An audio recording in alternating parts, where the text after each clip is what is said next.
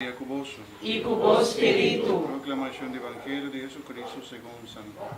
Gloria a vos, Señor. Nel tempo haya judío non volve coge piedra para matar a Jesús. Pero Jesús avisa, mi amo a vos hobby bon obra de mi tata. O qua dinam vos que piedrame. E judío non contesté, con un bon obra nos nota piedrabon, ma pa blasfemia, pa sobra a vota ende ta asi pomes Dios. Jesús contestanan, acaso tem vos mes lei, nota para escribir mi avisa vos ta Dios nan? Si Dios se llama nan Dios nan, es nan que te escucha su palabra, y Santa Escritura no porta destruir, vos te avisa de Jesús, que en de tata a santificar, llamando al mundo, vota blasfemar. Pasora a mí avisa, a mí te ayude Dios.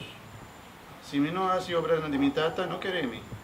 Pero si mi ta hace nan, aunque vos no queremi, quiere a lo menos e obra nan, pa vos por sa, y comprende, utata tata en mí y a mí tata en tata. A trove judío nan que era garé, ma él escapa por dinan man, él volve vai na otro banda de río Jordán, na el mes lugar camina Juan para bautizar, promé, y él queda allá, o bien de bien cerca allí y tabatavisa. Juan no hace ningún señal milagroso, mas todo lo que él avisa de hombre aquí tabata verdad. E hopiende a quiere denje. Palabra del Señor. Gloria a vos, Señor Jesús.